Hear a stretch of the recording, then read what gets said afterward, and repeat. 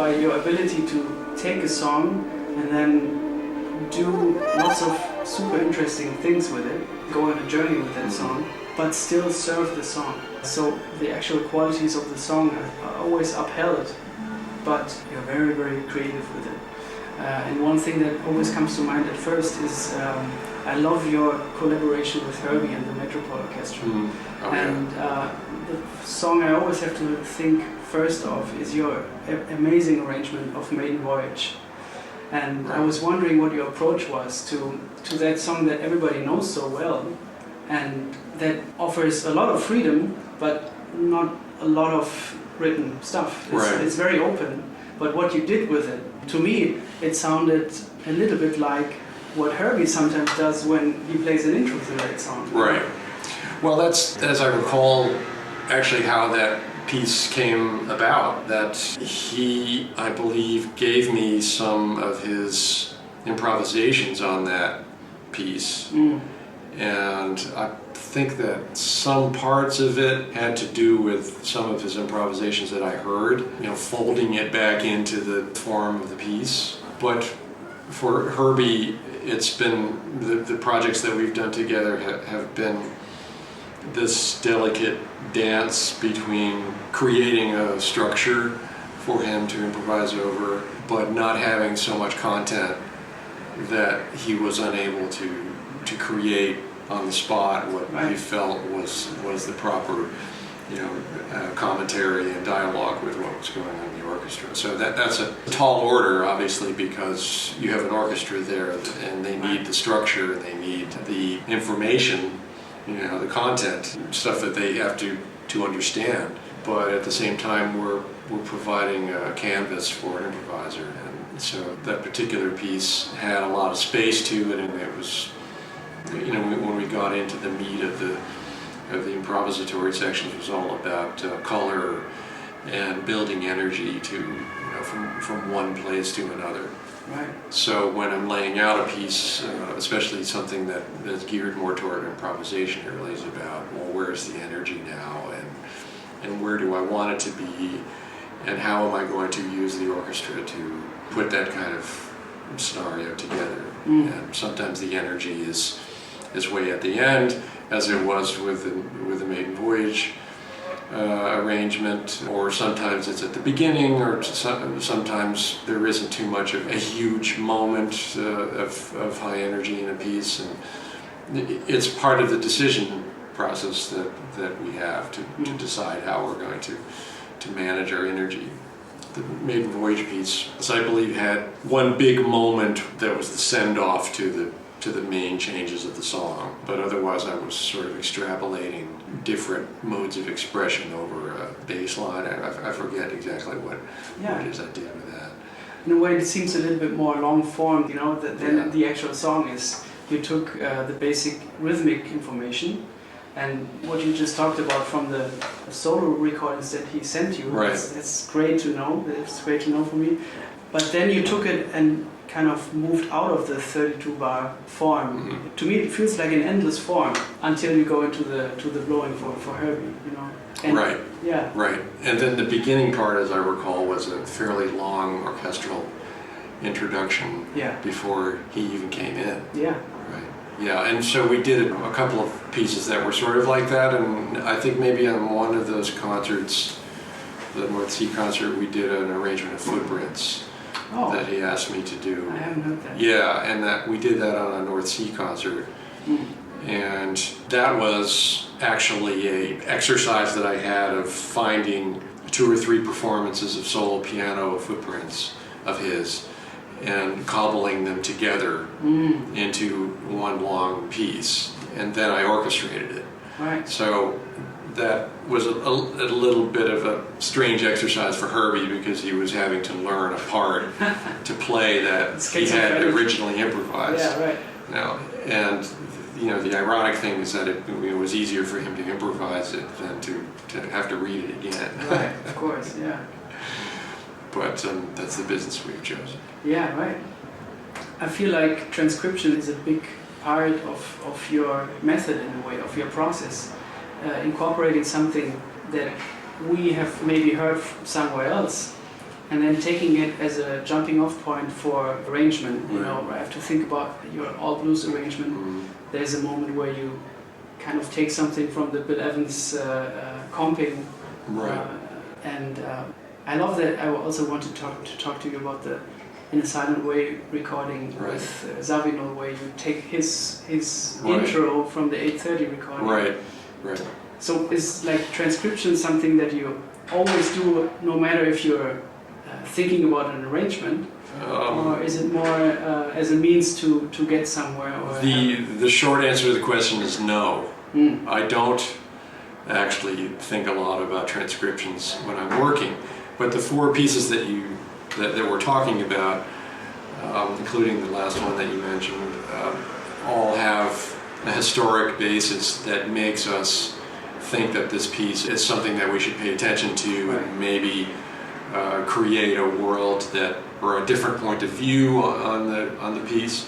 But all of those pieces do have a historical perspective that I respect, and like to see that some elements of the original version of it might appear in the new version to give us some point of departure. So, you know, you say the word Maiden, Voyage, and, you know, automatically a certain thing comes into your head, the bass line or the chords, you know, footprints, the bass line, of course, and then All Blues. That recording on Kind of Blue is a historic musical moment. And so to ignore that, I think would be a mistake. So that's why I think that transcription is important in that respect. And, you know, I did an arrangement of Dream Clock, another piece of Zavino's for Peter Erskine's record, and then we did it again, the Fast City record, and I did a full transcription of that piece too, because I wanted to be true to the piece, to be able to understand the harmonic language properly, and I was lucky enough to be working with Joe at the time, and he approved it. You know, I got to the point where I could say, okay, well, I understand now the language, and now I can go and do what I want to do. Can you maybe go further into that? So what were your findings when you say you got more understanding about his harmonic language or that particular piece? Well, it's important to see that as much as we saw Joe's music in the filter of Weather Report and synths, use of electronics, and organic forms, and all of the things that were very influential to my writing. You know, when you get deep down into,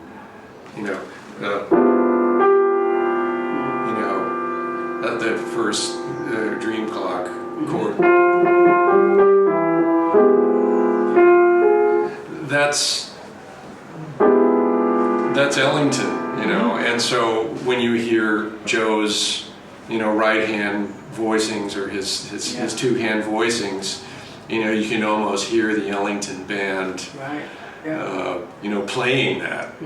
So those are the kind of revelations that you get from stepping inside of somebody's music and getting the details, and then you go, oh well, okay, he was checking out those guys. He was checking out certain pianists that gave him the shapes, and from there you saw how he orchestrated the electronics, but there was always a sense of that traditional harmonic language that was, I think, unique to Ellington and the people that were influenced by him, with that and Brookmeyer. At first when I listened to the Weather Report records, I was digging on the energy and the improvisation and the forms and the amazing electronics and the synthesizers he was using. But then you start actually looking at the chords that he was putting down and how they interfaced with Wayne's playing, who at the time I didn't understand, but later on when you go to actually listen to Wayne's work with Miles and then his solo records, to see what Wayne calls the mission, his mission. And then you can see what that lineage is about too, and how he contributed that voice to the band. Right. And then Jocko's lineage as a bass player and who he was checking out, and Pete's work with large ensembles and how he brought that into the mix.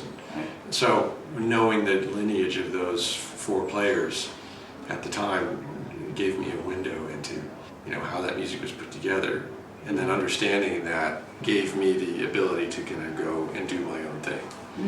And so if I see pieces of music like that have a historical basis, then it would be silly to ignore that. And in the end, I think it gives you problems when you're trying to do your own thing, and you don't realize what that structure is about, and are trying to have another point of view of that structure. You can't have a point of view of something you don't understand. It's completely right, yeah. I think it also brings us back to like Gil using parts of Ahmad Jamal's solos, or his groups, like in New Rumba, transcribing actual solos or melody parts from those recordings and bringing it in for Miles to play or for the sections to play. I always found it very thrilling to hear that back when I just discovered the original recording. I was like, oh, that's where it's coming from. Yeah, but Gil's the background as a writer for Thornhill and how that music developed was so interesting. How that world was really, they use the word workshopped now.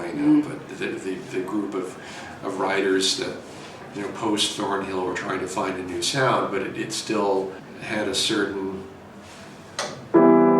sound to it that they understood to have an important lineage. Then you can start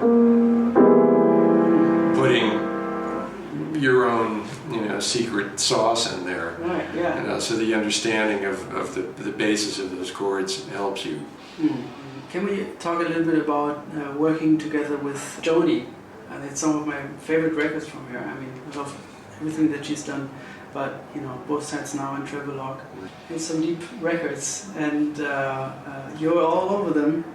And I was wondering what your approach was then for these kind of her standard tunes, but then also standard tunes. Like one of my favorite arrangements is You've Changed. I'm really interested in your process. Well, that is, speaking of transcriptions, that's a similar approach that we took with the first record, the Both Sides Now record, that the songs that Larry and Joni chose for the record had something to do with her vision of the narrative of finding love, the excitement of new love, passion, disillusionment, and the rest of the story. That love falls apart and heartbreak and all the rest of it, and then at the end, putting one of her songs in about I've seen love from both sides now, and then the last piece is I think I'm in love again. Then you're off to the races one more time, and the end of the record is the message for you.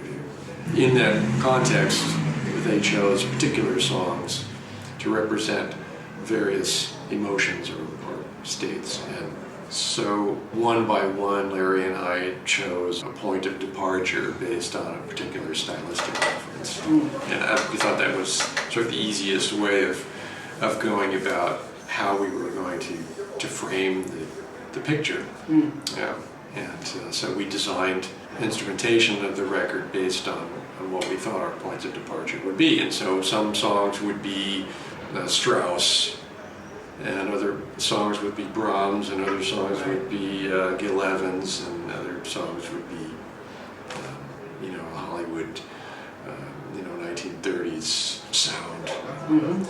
So each song really had its own feeling to it based on that, and so I needed to go and warm up to Brahms and get my Strauss chops together and do that for a while, or kind of study Gil a little bit and kind of do that for a little while and see how would we do that using these colors.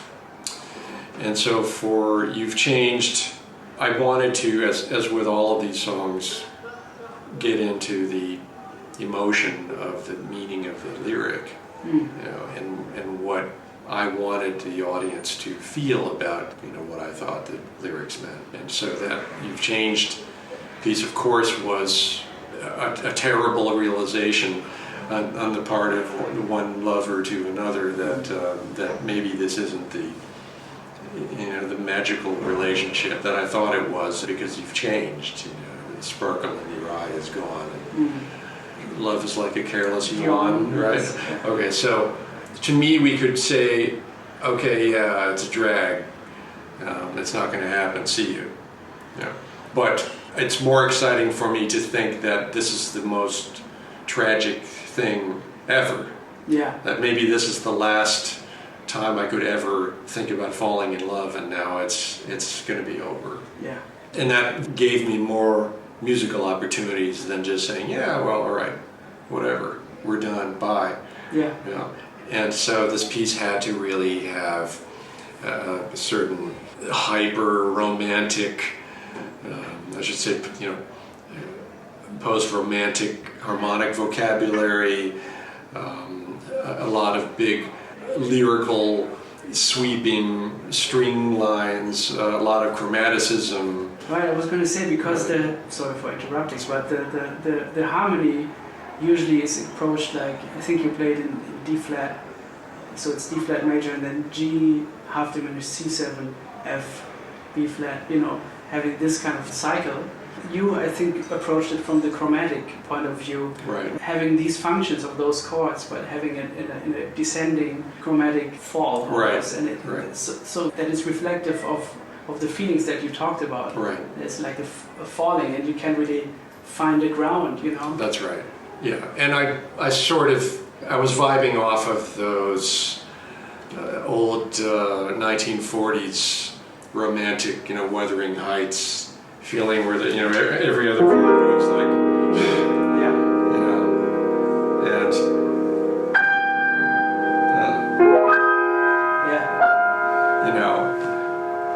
and you can just sort of hear the longing or the pain, and right. That's how the Italian opera composers played pain, and it was. And so I wanted to use that harmonic language to express this disastrous feeling that the person that I love deeply doesn't love me anymore. That's part one. Part two, of course, the execution of it had to do with thinking a lot more in a linear fashion with the orchestra. That is what chromaticism is really about. It's not moving a note inside of a chord.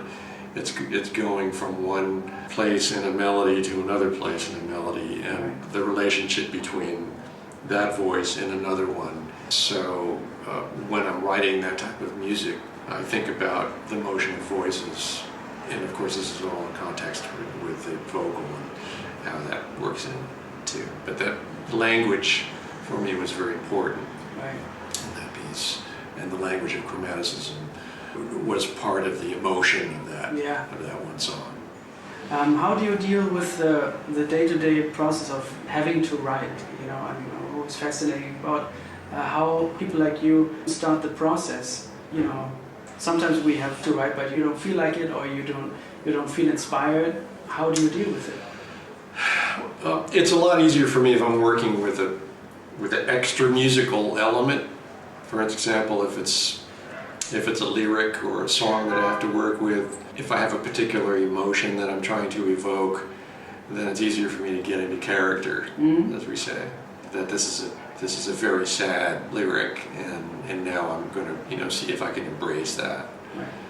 That's a little bit easier than saying I have to write a piece for this orchestra and it's due next month.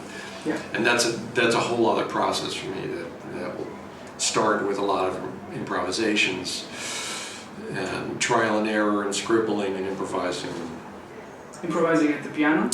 Yes, or on the synth, or some guitar, or pull out the trumpet, or sing into a tape recorder, get out paper and just start writing stuff. Yeah. Without regard to whether I like it or whether I can use it. or what it's going to be like. Yeah. I don't think all that much about that because it really sort of shuts down our ability to write. I'd rather just be in the process of creation and have it come from here. Yeah. And let the music that I've studied inform my improvisations in the best way I can. And then when I'm done with that, I will look at what I wrote and ask myself, what's this piece going to be about? And find out what fits and what I need to change, what I need to make longer or shorter, turn upside down and backwards, and what melody is really great, and maybe I'll take 1% of everything and throw everything else out and work with that. I found that to be the most inspiring way of approaching it over the years. If I start working like a short order cook, then I think it gets sort of depressing. Well, I'm going to start my violin piece now. Yeah. And I would rather know that I'm writing a violin piece, but first let me spend some time and play around and find some directions and ideas without really focusing too much on it, and then let the technique take over. And so the writer's block thing is that not everything that you write is going to be great. Yeah. But the technique part of it helps you to make it better. To work on the music that you wrote, to make it more engaging, to give it more depth, to give it more color, to make it more accessible to the musicians in your language, to communicate your ideas better. I say that to my students too. You come in with a little thing like that, and then the rest of it they threw out. But the thing is that maybe you threw out something that you could have worked with, right? Yeah. To make better. It could be that maybe this part over here that you saw, you can go, oh man, that's really terrible, or you can go, well, I just need to kind of make this melody better and change these chords over here. Oh yeah, okay, I can work with that. Yeah. Sounds good. All right. Instead of going, forget it. Yeah. I read this thing about John Cage saying, always save everything. And I think it's very cool because sometimes I have the same feeling. I go back to something that I thought was bad or uninteresting, and I think, oh, if I just had changed this one note, it would have been a whole other story. Or if I would turn the page upside down, stuff like that, then you sometimes find out that it's also a matter of how you feel in a particular moment, and then you have the judgmental thing going, and then it can't be good enough always. Yeah, and it's hard when it has to be done tomorrow. Yeah. And maybe it's not as great as you want it to be, but you do have until tomorrow to make it better. So we need to know what to do to make it better. Yeah. And that's where our technique comes in handy. My favorite record of yours is Epiphany, and I've been listening to that record for a long time. And I think when I first heard it, I listened to it for the whole summer. I was still. Oh, John's on that one. Yeah. Maybe it was 1 year after I found out about John. It was maybe 16 or 17, and I was all about JT. Right. So I found out, he's playing on that record. Let's check it out. Oh, it's the same arranger then from the Both Sides Now record that my mother likes so much. Yeah. So I made the connection, checked out that record, and listened to it for a whole summer. Thank you. Still go back to it a lot of times. What's your favorite of the tunes? Of the tunes? It's hard to say because there's so many moments. I think the second, Wheaton Sky, and then there are the ballads with Lovano, the Ambivalence and Sanctus. Is it Sanctus? That's right. Yeah. But also Abercrombie on the first track. It's wonderful. It's hard to choose, and Ken's playing, then you had Michael Brecker, and then, after 3 years or so, I met JT for the first time at my first record with him, so I asked him about the record, and he said I had no idea that Joe Lovano and Michael Brecker would be on the record. Right, So that's always nice if you get information like that. Well, we did tracking in London with only John, Marc Johnson, and Peter, and Abercrombie. Right, yeah. And then Kenny came in after the sessions and did his solos at Abbey Road. And then I went back to New York and did Joe and Mike because they couldn't make it out to the studio. Yeah. It was a very special recording. I think it probably is my favorite of all of my records, partly because so many of the players on that record are no longer with us, and that is such a special time to be able to have them participate in playing the music, giving their voice to those pieces, but trying to balance my desire to work with orchestra, but also give the improviser a chance to contribute a chapter in the stories. They could play. And, they had space. Logistically speaking, we did those tracks with the rhythm section and the orchestra all at once, and so John Abercrombie's solos, the piano solos, John Taylor's solos, and they were all done live with the orchestra. They're reacting to what they're hearing, but an incredible amount of precision in their playing, and then now play a solo, and it's beautiful. So it's a really incredible amount of focus and heart. Granted, some of those first take solos that you get from these magnificent musicians are always the best, because that's when their heart opens up to what they hear and what they're feeling. We didn't really do that many takes on that record, so it must have been like first or second takes on those. In this particular case, there was a lot at stake with those live sessions, and the player just went in there, and they did so well with all those solos, and they played with such heart, but just tremendous precision and delicacy. John Taylor's touch, the piano, and, with the whole orchestra in the room.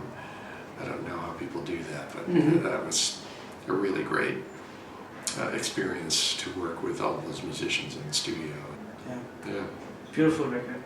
Thanks so much for the music. Well, thank you. Thanks for talking to me. It was great to meet you. Pleasure. All right, thank you. Thanks a lot, man.